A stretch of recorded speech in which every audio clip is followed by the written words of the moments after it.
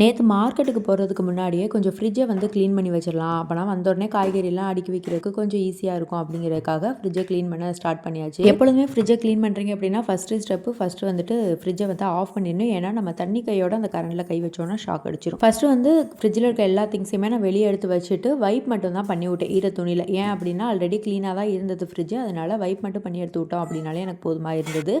அப்புறம் வந்து மார்க்கெட்டுக்கெலாம் போயிட்டு வந்ததுக்கப்புறமா காய்கறி எல்லாத்தையுமே தனியாக அரேஞ்ச் பண்ணி வச்சுட்டு ஆல்ரெடி இருந்த காய்கறியுமே தனியாக எடுத்து வச்சுட்டு எது தேவையில்லைங்கிறதெல்லாம் டிக்ளைன் பண்ணிவிட்டு அதுக்கப்புறமா புது காய்கறிலாம் அடுக்கி வச்சாச்சு. வெஜிடபிள் எல்லாத்தையுமே அரேஞ்ச் பண்ணி வச்சதுக்கப்புறமா இருந்த பொருளை எடுத்து மறுபடியும் அரேஞ்ச் பண்ணி வச்சிடலாம் அப்படின்னு சொல்லிட்டு தான் எல்லாத்தையுமே அரேஞ்ச் பண்ணி வச்சுட்டேன். எப்பயும் போல் கருவேப்பிலையும் கொத்தமல்லி தனித்தனியாக கிள்ளி வச்சுட்டோம் அப்படின்னா கொஞ்சம் நாள் அது வரும். அதனால் அதையும் க்ளீன் பண்ணி வச்சுட்டு அப்புறம் வெங்காயத்தையும் உருளைக்கிழங்கு எல்லாத்தையுமே எடுத்து வச்சுட்டு பச்சை மிளகாவை காம்பை கிள்ளிட்டு வச்சுட்டோம் அப்படின்னால கொஞ்சம் லைஃப் டைம் அதிகமாக வரும். ஆஃப்டர் ஃப்ரிட்ஜ் க்ளீனிங்க்கும் அப்புறம் மாதிரி வெஜிடபிளும் ரீஅரேஞ்ச் பண்ணதுக்கப்புறம் ஃப்ரிட்ஜை பார்த்தாலே ரொம்ப சாட்டிஸ்ஃபைங்காக தான் இருக்கும்.